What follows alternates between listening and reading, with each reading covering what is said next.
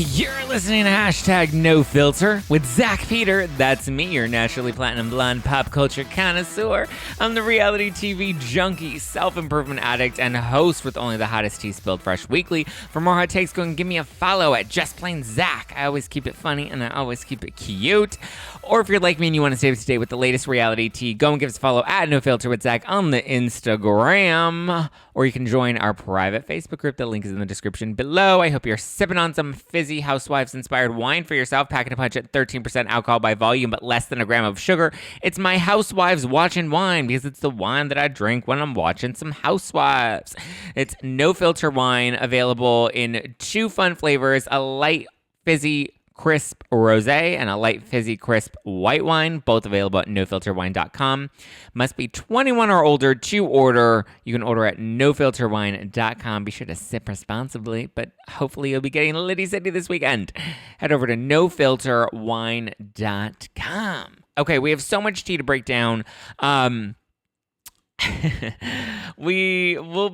want to put this Patrick Summers low budget tea to rest, so we're gonna recap him because he seems to have resurfaced after last week and this whole situation with Garcelle and the bots and Jax and Real Housewives of Beverly Hills, which we'll address. We'll get into all of that, and a lot of updates that came in over the weekend. Katie Maloney was disinvited from Scheana Brock Davies' wedding, so we'll dive into that as well, and just like a lot of little updates that came in. But I want to put something to rest, and that is this Patrick Summers person. He seems to be going around and exposing all these housewives with all these crazy, wild, outlandish stories, and it's time to dissect fact from fiction and actually figure out who this kid is, okay?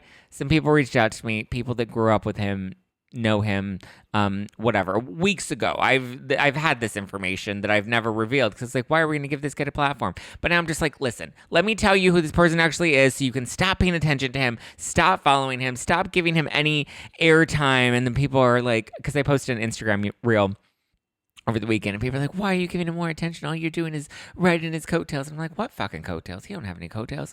Anyway, was he hired by Kathy Hilton? Was he hired by Lisa Rinna? Was he hired by Garcelle? Is he coming to the Beverly Hills reunion? Because that's his latest assertion, is that he is going to be at the Real Housewives of Beverly Hills reunion, which Bravo has already announced is not true. He was not invited. He won't be there.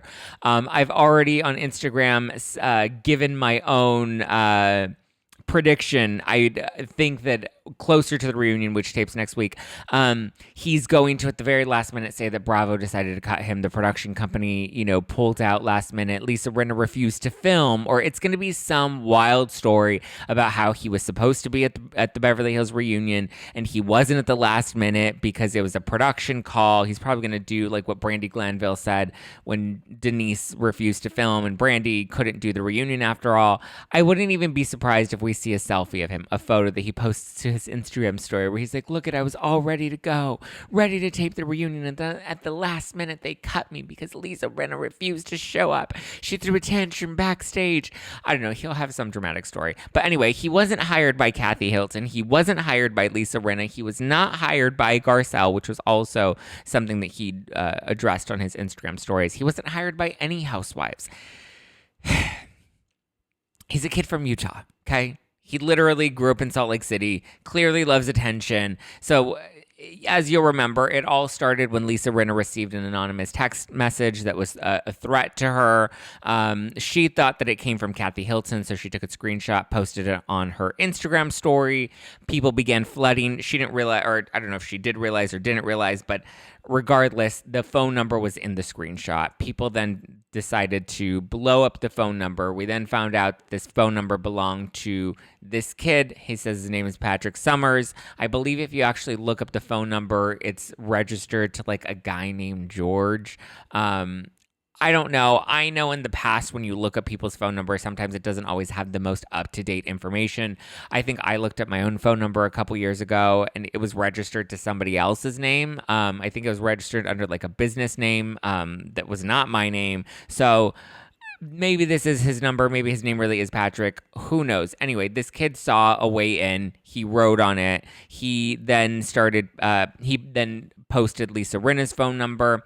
Everyone's like, well, how would he have her phone number if they weren't actually in cahoots? There are a lot of easy ways. You can pay $10 on the internet to get somebody's phone number. There are many ways to actually get people's information. You can also get it from a friend of a friend. I was literally at a party a couple weeks ago, and I met these women, and they were like, oh my God, you do housewives and all this stuff. And they're like, guess what? I have Nini's phone number. And I was like, oh, okay, cool. And then she literally like airdropped me Nini's phone number. And I was like, got it. Okay, don't know what I'm going to do with this. Don't think Nini will ever come on my show. And I think it would be kind of weird if I was just like, hey, Nini Leaks, it's me, Zack Peter. I want to have you on my podcast from a random text message. Like, that just is inappropriate and weird. So it's not hard to get somebody's phone number. So there are a million different ways he could have gotten her phone number after he realized that she posted his phone number. Or it seems like he already had it since he sent the threatening text message to begin with.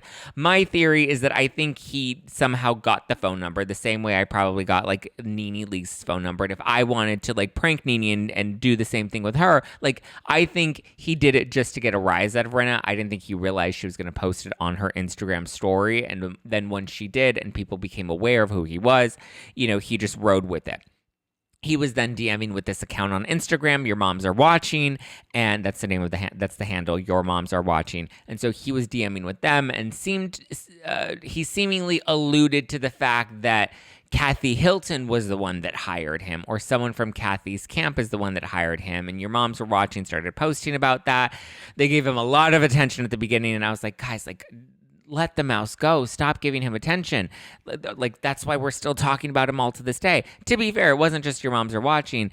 A lot of mainstream press started to write stories about him and use his photos and seem to give credibility to what he was saying about being hired by Kathy Hilton. And then he came out and he's like, no, I was actually hired by Lisa Rinna. This was all an orchestration. He then claimed that it was actually Lisa Rinna's publicist, Jill Fritzo, who hired him. And, Jill, I believe, also represents Denise Richards. I don't know. He kept trying to, there were all these vague insinuations that he was connected to all these different housewives. He kept attaching himself to Lisa Rinna. Originally, he went on Twitter and he posted like a picture of him next to these two guys that he said were his lawyers, and he was going to take legal action against Lisa Rinna. Then he did like an interview on somebody's Instagram account where, he claimed that Lisa Rinna was racist towards him. Then he posted a tell-all video that was only like 5 minutes where he was telling his truth, and he also made accusations of racism against Lisa Rinna. He was claiming that he had a marketing agency and that this marketing agency was hired to do all of this, crazy orchestration, and that he was paid, I want to say it was like $27,000 for this campaign to create distraction about Aspen or to deflect from Aspen. I don't really know, but the story kept changing, and that's why it's hard to keep up with it, because the story kept changing. Who he was related to kept changing. He doxed Lisa Rinna. He most recently doxed Kathy Hilton. He's had a lot of things to say about me on his Instagram story. He's poked fun at my face and my teeth. Listen, I know my bottom teeth are crooked. Yes, I've never hid the fact that I wear a tinted moisturizer and I put concealer under my eyes and I fill in my brows and I bleach my hair. Like, these are not things that are foreign to me. So if the biggest shots that you can take at me are poking fun at my face and my teeth or whatever the case may be, like, that goes to show that you have nothing on. Like, you're just going to poke fun at the way that I look? Like, what are you, back in elementary school? I mean, he's like in his like early to not even mid 20s, I don't think. I think he's like 23 or 24. Anyway, he claimed to have this marketing agency and he was paid $27,000, which is not a real number. Like, nobody is paying anybody $27,000 for a marketing campaign. Like, that's just unheard of. Even Jill Fritzo, who is a pretty big publicist here in Hollywood, she's not even getting paid by her celebrity clients to actually perform any sort of PR marketing campaigns for that amount of money. Like, one campaign is not going to be worth that. Maybe if it was a months-long campaign and it was a really big project and you were working for like a major company, I'm talking like Disney or Sony, and it was like a major campaign, not like a housewives campaign. And not just to stir up some shit on social media. Like, the whole thing was just so outlandish. If you Google him, there's literally nothing on the internet about this kid. You can Google Jill Fritzo. You can Google people that actually have PR firms, marketing firms, social media firms. There's a digital footprint, even like people like me or some of like the people that run like PR for housewives that are a little more low key. You still, at least if you Google them, you'll at least see photos of them like on Getty Images at different like events and stuff. There's literally nothing about this person. His name is Patrick Summers. Sometimes he spells it with an R, with an E. Sometimes he doesn't spell it with an E. Nobody even knows if that's even his real name. There's nothing on the internet about a Patrick Summers. On his Instagram bio, he recently said that he was featured in the Wall Street Journal and Forbes 3 times. Type in his name. Type in Wall Street Journal with his name. Type in Forbes with his name. Those articles don't exist. You can type in my name at any publication and those articles will pop up easily. That's what happens when you're actually listed in real publications and you actually get coverage. You can Google it. You can verify it. None of that is verifiable. Also, very high profile celebrity clients. Don't you think this would ruin your relationship with very high-profile celebrity clients if you're doxing celebrities and also outing who your clients are if you have an NDA? Or he says that he wasn't even paid in full, that he was only paid in half, and that's why the NDA doesn't stick. Again, a lot of vague insinuations, a lot of alluding to a lot of things, and people keep screenshotting him and DMing me things that he's saying and sharing what he's saying and giving legitimacy to it. There's virtually no digital footprint on the internet of this person, which does not make them a credible person, okay? Even the tweets, because he'll post on his Instagram stories these tweets of people that are supporting him. The tweets aren't even real.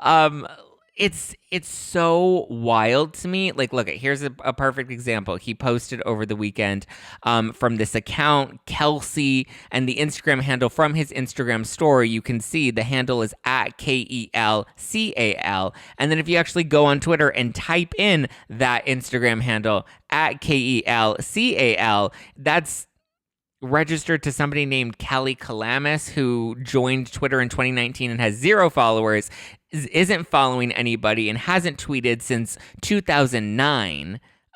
Looks like a fake account or an account that somebody created and didn't do, but he created an entirely fake tweet that says, that was seemingly coming from this account that says, I can confirm Patrick is a real person. He was at an LA mansion Saturday, but posted a video from a different angle. So the AI conspiracy is out of the question, or are we running with it? Hashtag RHOBH. And it apparently has 35 replies, 44 retweets, and 76 likes. It doesn't exist. That tweet does not exist. It is a totally photoshopped, fabricated tweet. That is the level of craziness we're dealing with here, you guys. This tweet does not exist on the internet at all. Not from this account, not from that handle. Look it up yourselves. It's not there. It doesn't exist. The timestamp is there, and that still doesn't exist. So it's wild. Even other tweets that he's posted about his father, who I don't even really believe is his father. Like, it's so... The level of delusion is wild to me. But it really is like a pathological liar at this point. But here's what I was able to find about him. Apparently, he grew up in Utah. His father does have some money, and daddy helped him move out to LA back in 2020. He moved out here with his boyfriend.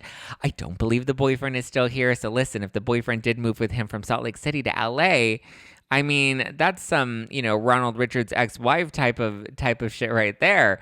Came, rode your money for the free trip out here, and now here we are. Now that I'm in LA, peace out, homie. You cray, I'm out. Cuckoo magoo, peace. So apparently, according to people that went to high school with him, he used to pull crazy stunts like this in high school all the time. He's just somebody that thrives off of drama. So, I mean, it checks out, since every story that he's ever tried to sell us appears to be inaccurate. It appears to be easily debunked, either by a simple Google search or by his own later admission of stories. Like when he claimed that he was behind, the bots that were coming after Garcelle's son. And in his statement, he says that he's never experienced racism, when just a few weeks ago he was talking about how he experienced racism firsthand at the hand of Lisa Rinna. So, listen, the most logical thing is he's a fan of the show. He got lucky. He rode a wave of attention. We've continued to give him attention. I don't care to continue to give him attention. I know I'm still doing this, but that's because there are people that still believe that he's actually credible. He's a kid from Utah. He's out here living off of daddy's money. He seems to ride in a crowd of other kids that seem to have money, but he doesn't have a marketing agency. He doesn't have a PR firm. He doesn't have a social media bot company. He wasn't behind the orchestration to send bots after Jax, Garcelle's son. He wasn't hired by Kathy Hilton. He wasn't hired by Lisa Rinna. I don't even think he was hired by a Beverly Hills producer, because I know Lisa Rinna was trying to allude to that on her Instagram story, that she thinks a producer is behind some of this as well. I don't even believe that to be true. I really think he's somebody that thought he was going to prank Lisa Rinna by getting her phone number and sending her a threatening text message, probably hoping she would think that it's Kathy, and he would probably have a funny story to tell people. I don't think he ever expected it to get this big. I don't think he ever expected to get the press coverage that he got. But once people started to run with it, and once we have these Instagram accounts that are giving him all these attention, yes, I know my account is one of them. I'm acknowledging that, but I'm saying I'm doing this not to give him legitimacy, but to shoot his credibility and show that this person doesn't even seem to be I mean, he's obviously a real person, because we know he gave an interview to that something about a blonde hair, black heart, I believe was the name of the Instagram account, or something similar to that. Don't quote me. I'm sorry. But he gave an interview to that account, and then he also posted his tell-all video on Instagram. So it's clearly a real person, but he's just a kid that has no real legitimacy at this point. And if the biggest shots that he can take come at me from what? Making fun of the way that I look, like, that shows the level of elementary, that shows, where his head's at, So whatever. Let the mouse go. We're going to classify Patrick Summers under low budget, or actually no budget, and we're just going to file that out the window. Let's talk about Real Housewives of Beverly Hills. So was the Real Housewives of Beverly Hills, was Real Housewives of Beverly Hills skipped last week because of the incident involving Garcelle's son, where we saw Bravo make a statement, we saw Garcelle come out. All the housewives had to post Bravo's statement to their Instagram accounts as well. If they didn't skip it over the Diana Jenkins incident with Philly Diva, or the Sutton Strack incident on TikTok with her daughter's former friend calling Sutton racist, saying that she was being racist towards her because she's Chinese or of Asian descent, and she, said that Sutton was racist towards her.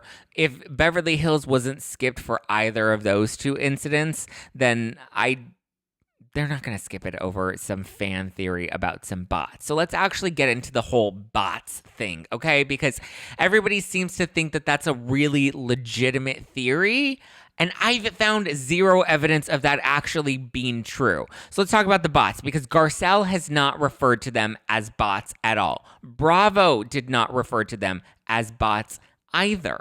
I think if they were bots, I don't think Bravo would have issued a statement, nor would Garcelle has been so visibly affected by all of this if they were just bots. You know what I mean? This was an Instagram account, I believe, that started this theory that they were bots, okay? Bots, because a lot of people DMs me and they're like, what's a bot? What's a bot? So a bot, BOTS, I believe it's short for robots. They're essentially fake Instagram accounts. They're created by some type of auto-generated software system. Usually, they're intended to create good engagements, like a flood of likes and positive comments on your posts, and fake followers that are really made to make you look more popular than you actually are on whatever social media platform. They're very common on Instagram for fake followers. They've also been common on Twitter to create fake engagements or fake conversations about things. So lots of people pay software accounts to send bots to flood their page for good engagement. Again, it's just to make you look more popular. That's how a lot of these Instagram influencers stay or seemingly look successful, right? But they're not actually successful because there's no conversion rate. So that's why a lot of brands, when they were at the beginning, they were spending a lot of money on influencers that had all of these followers, only to find out that they weren't legitimate followers. They weren't actually real people. So where this appears to be a target on Jax is there was a pattern of negativity that he was receiving. Now, I did not see his account personally. I kind of caught on to it a couple of days after because I saw Bravo's statement. I saw the Housewives posting about it. I saw Garcelle posting about it. I believe at that point, Jax had already made his account private.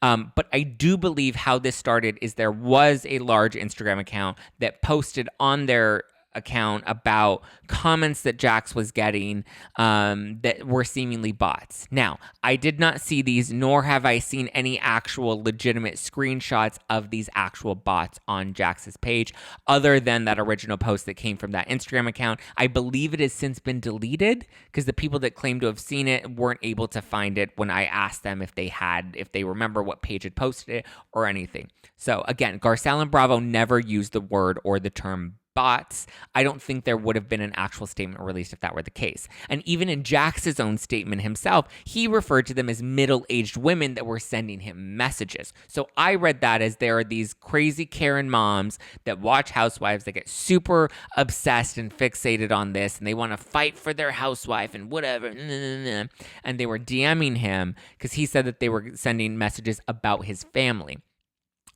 which to me made it, I assumed that they were probably mean messages about his mom, racist messages that were inappropriate in reference to their culture, because obviously Garcelle's been very open about their Haitian culture, and she's, beautifully displayed it throughout the show with hosting dinners and whatnot. So bots usually aren't women specifically. They're like foreign accounts, or they're accounts without profile pictures, or they're nameless accounts with like a sunset for a picture. But it's like, they're seemingly not real accounts, and history's shown us that with the Beverly Hills audience specifically, the visceral hate is real and intense from people that watch these shows. Women have come for Kyle's daughter, Portia. People were talking awfully about Erica's son back in 2020, who is a police officer, very hot topic back in 2020. People, Rinna says that her daughters have faced a lot of this hatred. Dorit has faced it with her kids. I'm not trying to compare them. That's not to say that because, Erica's grown son and Dorit's younger children and Garcelle's teenage son, they're all very different. So I want to make it clear, yes, they are very different in the severity. I mean, depending on how you want to look at it, sure. However, the common denominator is that these are all mothers, and these are their children that are being affected. So regardless of age, the children should not be a target of your hatred for their mothers, okay? Don't target anyone's family members because you don't like their mom, okay?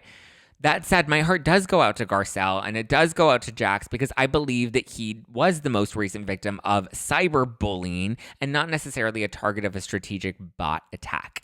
That may be true, and if I'm wrong and somebody has actual evidence to prove that this bot theory is really what was going on, but I don't believe that's what Garcelle and Bravo or Jax were referring to when they issued their statements.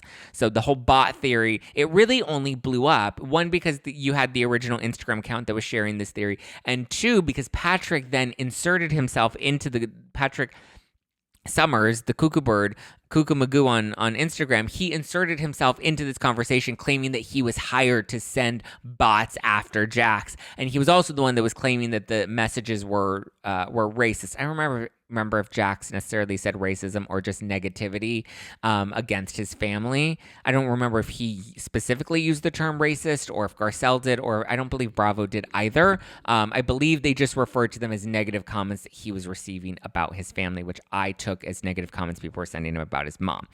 But all of Patrick's stories have eventually been proven false, either by himself or, actual facts. And I personally think if these are real women that are sending him these messages, that's worse than bots, because these are real people that are sending nasty, mean comments to a child, But no, they didn't skip the show last week, and it was not because of any of this. It was likely because they probably needed some more time to edit the reunion, which doesn't film until next week. I believe it films on September 9th, which is next Friday, so we have a little time. So there's still a little time left in the season. I know there was a rumor that the reunion was taping this week. It's not filming this week. I've been told it actually filmed September 9th, which means that we still have a lot of time to go before the season wraps, and we're probably not going to see the reunion until the end of October. And at this point, this is my own speculation now, I'm assuming it's probably going to be a 4-part reunion, given there's going to be so much that needs to address. It's already a long season. It's already, like a 20-episode season at this point, 21 episodes, not including the reunion. So all of those episodes that we still have to get through, all of the drama that we're going to have to address. We're going to have to address the Elton John stuff, the Lisa versus Sutton stuff, the Erica versus Sutton stuff, the Dorit robbery. Like, we're going to have to readdress all of those things. Crystal's eating disorder, on top of,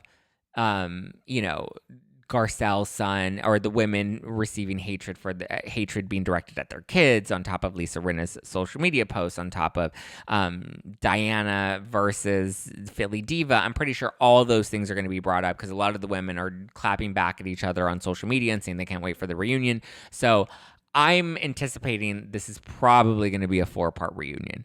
I have no guarantee of that. That's just my own prediction, okay?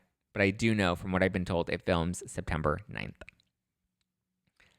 Who's ready to talk about some Vanderpump Rules? Ooh, this is some juicy tea. So apparently Katie Maloney was disinvited from Scheana and Brock's wedding after screaming at Schwartz and Raquel after catching them making out in Mexico. So an eyewitness is now telling Hollywood Life that prior to Scheana and Brock's wedding ceremony, I believe the timeline was a little murky, but I believe this was the same day just before the ceremony, so earlier in the day. Obviously, they were all in Mexico for the wedding, including Katie. That's where Schwartz and Raquel were caught making out. According to the eyewitness source, they were making out the entire time, or according to multiple sources that were attending the wedding festivities that weekend. They were making out on several different occasions throughout the trip, and they weren't very discreet about it either. So on the morning of the wedding, according to this article, Katie caught them and they ended up in a screaming match.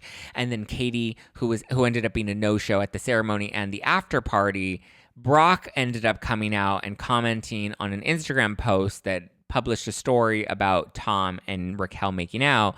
Brock commented on it, claiming that Katie was actually disinvited from the wedding before she announced that she was on a girls' trip out in Cancun. Because remember, last week, Scheana was like, I'm not in town for their wedding. I already had plans to be here, and I was on a girls' trip, and blah, blah, blah, blah, blah. Brock saying that that's not the case. Apparently, she was supposed to attend the ceremony, but didn't because she was uninvited, probably related to this incident where she got into a screaming match with Tom and Raquel after they were caught making out in Mexico. Katie then jumped in and clapped back at all of the untruths that were being reported. So whatever went down in Mexico, it sounds like it was real juicy.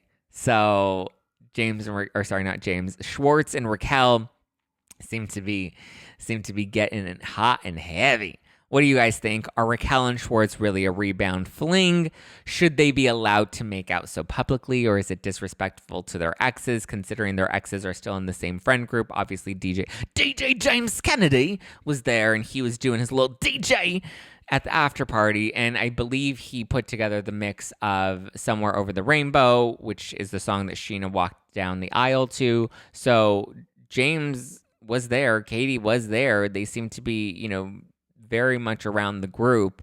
So if this is true and these eyewitnesses are claiming that Schwartz and Raquel were making out, is it disrespectful? Obviously Raquel broke up with James, but Katie's the one that filed for divorce from Tom. And if she's the one that's this upset, does she have a right to be upset? She says that she's been over Tom for a while. She's the one that broke up with him. She's the one that filed for divorce. I kind of feel like, I don't know, I'm a little torn here. Drop a comment below, and while you're there, smash that like button if you're watching this on YouTube, and let me know what you guys have thought. Also, thank you for the really kind, sweet Apple Podcast reviews. They really do mean a lot to me, and they really do help the show, so please keep leaving those if you feel compelled and you're listening to this on Apple Podcasts. Okay, and a couple other updates from over the weekend. Are you ready? So Carl Radke and Lindsay Hubbard are engaged. They got engaged over the weekend while filming Summer House, so we will get to watch their whole engagement story unfold next season. Congrats to Carl and Lindsay. They made it official in with a photo shoot and a statement issued through People Magazine or People Online.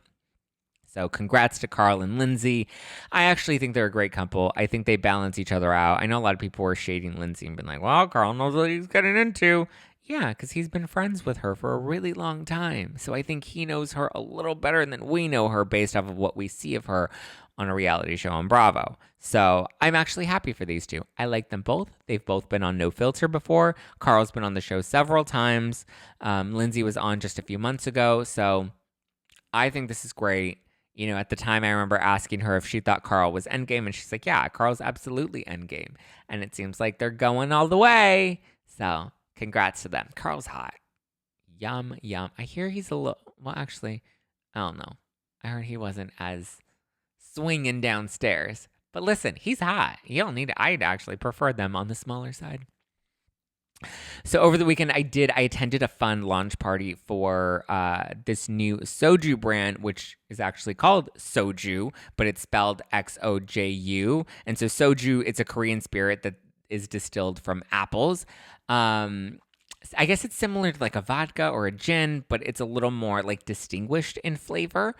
And this one specifically, this soju is distilled from apples. So they had lots of apples, and I brought home some apples, and then I ate the apples, and they were really yummy. I don't know why I'm raving about apples, but anyway, it's I guess it's really popular in the Korean community, and they want to, make it more available because you don't really go to the bar and order like a soju drink. You order like a vodka or a tequila or, I guess why are people drinking gin again? I feel like that was a thing for a hot second. But anyway, Leah, who you'll remember was on the podcast a couple months ago, she starred in the most recent season of Netflix's Bling Empire.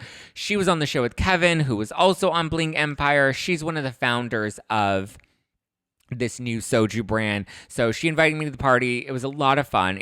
I had a blast. I was dancing. I was getting Liddy City. They had drinks with the soju. They had Voss water for everyone. We love some Voss water. Give me that Voss water in that nice little glass bottle. You feel fancy. We're feeling fancy at this Bel Air party, honey. They had some live performances. They had like Cheryl K there. She had sang for Crazy Rich Asians. They also had Juno Flo there. He was putting on a show. I was like, okay, Juno, okay. It was a fun party. Kevin was there. Andrew Gray was there. He was also on Bling Empire. He was like one of the villains, I guess you would classify in the first season, and then he came back for season 2. So it was a good time. I had a blast, so I just want to say thank you to Leah. And if you guys are interested in trying soju, I'm not paid to endorse it or support it. I just am grateful that she invited me to the party and was like really, sweet and gracious enough to let me have some soju. So I actually am enjoying soju. I tried it for the first time a couple weeks ago, but that was a rice-based soju. That one was good. So soju's like making a comeback. Apparently Kyle Richards is like a fan of soju. Bruce, Andy Cohen's best friend Bruce, I don't remember, Bruce Bozzi, is that him? The one that never has a shirt on, and looks like he bakes out in the sun 24/7. He has his own soju brand, and I tasted that when I was like, oh, that was the first time I had ever heard of it. I've never heard of soju before. I'm normally a vodka drinker, but I really liked this soju. It just launched here in LA, Leah's brand. So I had a good time. I would suggest you guys give it a try. So we had the VMAs over the weekend. I honestly didn't recognize many of the people at the VMAs, to be honest with you. I was looking at some of the fashion. I'm like, I don't know half of these people. Obviously you recognize like Taylor Swift. Johnny Depp made his first like public appearance for the first time, even though he wasn't like actually there. It seemed like it was like a digital thing, right? So Melissa Gorga was there, as was Joe Gorga. They walked the red carpet. People were comparing her outfit to Teresa's reunion outfit, because Teresa had the jumpsuit on that had like the reflective little mirror pieces. Melissa had on something very similar, where it was kind of like a more nude jumpsuit with sparkly bedazzles all around it. And, people were like, twinsies. I saw people posting side-by-side comparison pictures. So listen, is it just the trend? Is Melissa really trying to copy Teresa? Teresa's going to say that. But Melissa walked the red carpet and she addresses the drama from this most recent season, saying that she really needed like a hard break. She said she's ready to move on from the wedding drama and she's just kind of ready to put it all behind her. Frank Catania also did an interview. I don't remember what show or what podcast it was, and I feel like an asshole not giving them credit, but it was just kind of like a clip that I saw, I believe like on TikTok in passing. He was talking to someone and he was saying that the finale was wild and that he had to like interject and like help separate people because the women were getting wild and the men were getting wild and production had to step in, and it was like a crazy screaming match at the finale, which is like, oof, sounds like this is going to be a feisty episode of Jersey. Teresa actually also kind of briefly addressed the drama as well. She did an event over the weekend. She appeared on a panel on stage alongside Dorinda Medley and Dolores Catania, and they were at the Live Casino and Hotel in Philadelphia. And so they did a panel together, and there Teresa talked about Ramona and how, remember, Ramona posted her wedding invite on her Instagram stories.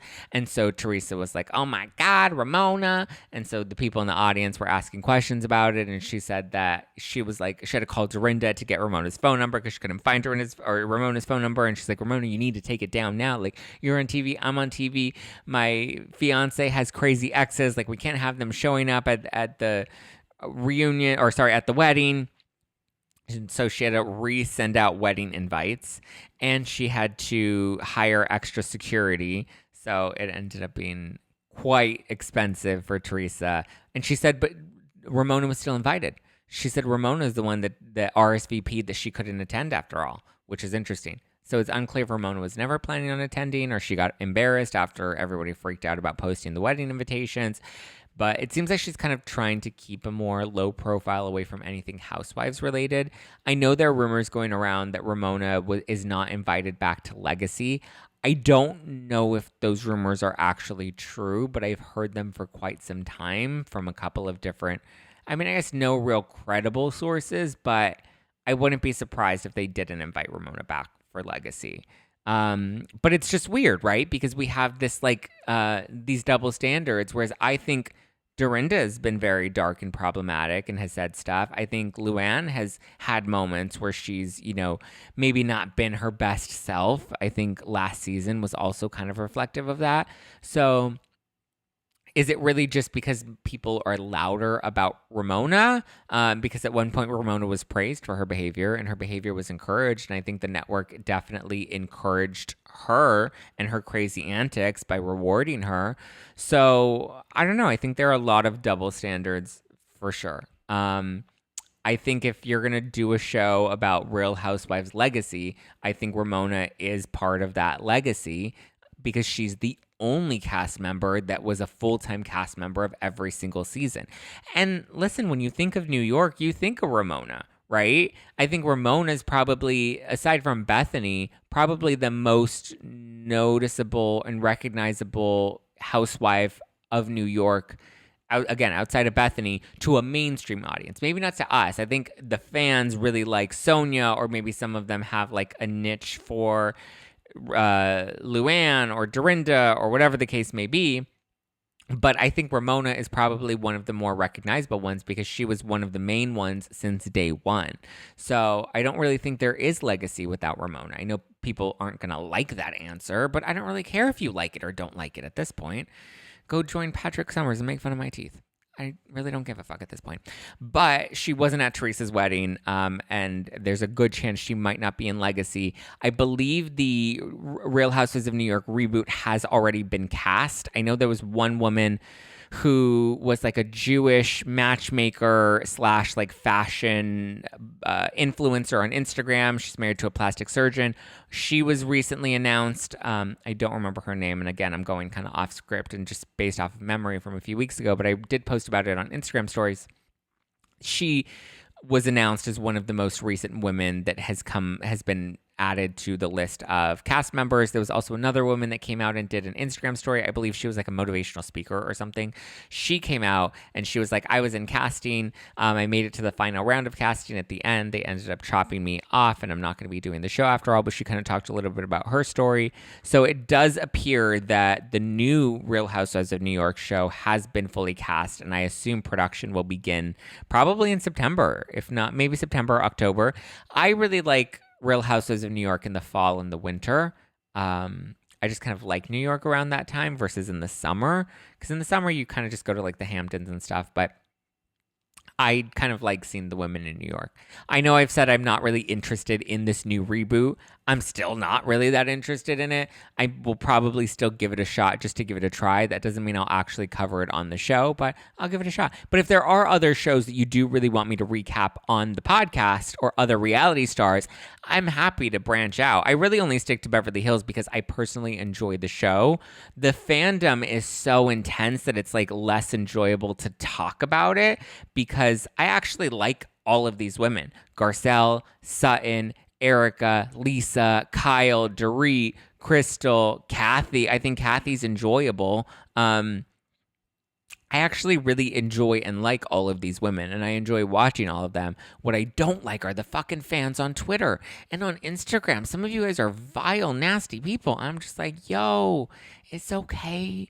Breathe. It's a reality show. We don't have to get that intense about it, but it's taking the fun out of talking about the tea and chatting about these women. It's taking the fun out of it. I was not going back and forth, but I was kind of talking with somebody or responding to somebody on Twitter who's like, well, the issue is that they're problematic and blah, blah, blah, blah, blah. And I'm like, no, the issue is problematic is not a real word. Problematic is a subjective term that people seem to change the definition of depending on how they want to use it that day. Like, what does problematic actually mean? Problematic, really, in today's world, problematic means I don't like that person and I don't like their behavior for whatever reason, for whatever, unresolved trauma it's triggering in me, from whatever projection I need to be putting on, from whatever's going on in my life that I need to spit vile venom at somebody else to make myself feel better. Whatever it is, we've now come and put it under this umbrella term called problematic, and there's no real rubric for what problematic is or what problematic means. We've done the same thing with the term racist. I think it's so unfortunate. I've said this for years because I saw us coming into this position where the term racist doesn't even really mean, it doesn't hold the weight that it once held. And it's unfortunate because racism is a real issue that needs to be addressed. But the thing is, when you tackle things onto it, like, I don't know how many times I've been called racist for what? Saying Dubai was boring. And that's what makes me racist. Like, it's so wild that we've taken these terms, these big words, and weaponized them in such a way that it really dilutes what the actual arguments are. I've spoken about this for many years because I knew we were getting to this place, and now we're here where these words don't hold the same weight that they used to. And it's unfortunate because they need to be, like, there are people that need to be held accountable for their bad behavior. That doesn't mean that everybody that has an infraction should automatically be canceled and dismissed for being problematic. Because here's the reality. We're all problematic. We've all said stupid shit. We've all made mistakes. We've all, I'm sure, had probably some deeply embedded racist thoughts in our heads. Like, I just think that's part of the fabric of America, unfortunately. I'm not saying it's a good thing. I'm not endorsing it, and I'm not trying to excuse it, but I'm just saying that's kind of the reality of the culture that we're in. And we're all trying to learn and do better and be better because the things that were tolerable 2 years ago, 3 years ago, 5 years ago, 10 years ago, 20 years ago, they're not tolerable anymore. However, that doesn't mean that we need to go so hard for every little minor infraction and, blow it up and hyperbolize it to the point that we have, because now it's just ridiculous, you guys, and you're taking the fun out of Housewives. I like Housewives. I like watching it and having fun. I like being able to say, you know what, this week was kind of boring, and that's okay. Or, you know what, this week was kind of good. Or, you know what, Erica looked fire in this episode without it having to have some dark undertone to it that we're giving. Like, breathe, chill, take a deep breath. Like, everyone just, see, didn't that feel good? Think about 3 things that you're grateful for today. Smile at somebody walking across the street today. You know, if you feel real generous, maybe buy somebody's coffee. I don't know. Just do a good deed today. Tell somebody good morning. Hold the door open for them, even if the person's an asshole and doesn't say thank you. Just spread a little more love and positivity. And that's why I know on Instagram, I do the Instagram reels where I recap Real Housewives of Beverly Hills. And if you notice, I don't really talk about like the heavy stuff. Like I don't talk about Crystal's eating disorder. I don't talk about like the things that people want to break apart about the episodes or the darkness of the episode. Again, I think previous seasons and previous episodes have been way darker, but whatever. I don't focus on those things. I focus on the fun, lighthearted moments. I, hyperbolize things that are fun to hyperbolize. I, make light of it because Beverly Hills and the toxicity around it is so heavy and so dark that I think the point is it's possible to make light of these shows. It's possible to have a little fun. I know I've been guilty of getting caught up in the toxicity on Twitter as well. I'm not saying I'm perfect, but I'm setting a goal for myself to try and be more positive about these things and about these shows and to cover them as honestly and objectively as I can and inserting my opinion when I feel appropriate because guess what? It's my fucking podcast and I can say whatever I want. But I do hope you guys had a great weekend. I do hope you continue to have a good week. Send a little love to the people around you. And when I get a little negative, it's okay to be like, hey, yo, Zach, you were a little bit of a negative Nancy. Let me maybe reel that in a bit. But, I do throw a little shade. I got a little bite to me. So that's still just going to be part of who I am. But I'm going to try to not be nasty and vile and awful to people on the internet. Because why? Just why? The Kardashians, they just released a new teaser for their upcoming second season on Hulu, which looks pretty juicy. I love me some Kardashians. You know I do, which is why I want to cover Kardashians moving forward. So if you guys are interested or whatever shows, tell me. I hear Selling Sunset of OC on Netflix is really good. So I might have to give that a try. But if there are reality shows or unscripted shows that you really want me to talk about, I'm happy to do that. I'm happy to incorporate that into the show with enough, interest. But from the new season teaser, it looks like we get into the backlash that Kim faced from her "Get Your Ass Up and Work" comment. We see behind the scenes of Kourtney and Travis's wedding. Kyle and Kendall seem to be at odds. We see Kendall building her 818 empire, her tequila brand. Khloe seems to be dealing with the aftermath of Tristan. And listen, I assume we're going to be getting her surrogacy journey now that it's all out there. I'm pretty sure we're going to get some clips, but we have to get some clips about it. And I'm pretty sure in the finale we're going to see. It is interesting, though, because we don't see, and this is my theory a few weeks ago, that Pete Davidson's going to be edited out of this most recent, or not edited out, but edited down, whereas I think their love story was probably going to be a lot more prominent this season. And now that they're broken up, that doesn't appear to be the case because now a lot of the recent teasers since the breakup haven't included Pete at all, except for that very first one, which was, again, before their breakup was officially announced. So I think my theory might check out. We're going to edit Pete Davidson out a bit. That way we don't really showcase their love story. All right, guys. Thank you for listening to #NoFilter with Zack Peter. That is me. And I love you. I hope you had a wonderful weekend. As I said, I hope you get to try some soju, XOJU is how it's spelled. So if you guys want to check them out, if you want some of my wine, head over to nofilterwine.com. If you want to keep up with me and get fun behind the scenes of these parties or behind the scenes of the building the No Filter empire or just like fun neighbor stories, I can't dance naked in my shower anymore because Instagram's been getting mad at me, so I can't do those anymore. But just fun, lighthearted content. You can follow me at Just Plain Zack, at Just Plain Zack, or you can follow the podcast at No Filter with Zack. There we have all the latest reality tea, tidbits from the podcast, all the latest juice or all the latest teas. It's ready to be spilled. So go give us a follow at No Filter with Zack. That's less personal. My personal one is at Just Plain Zack. Again, stock up on No Filter Wine at nofilterwine.com and stay tuned for more fun episodes. But keep me posted on who you want to see on the podcast, what topics you want covered on the podcast. Let me know. I'm here. I love you. I mean it. Ciao for now.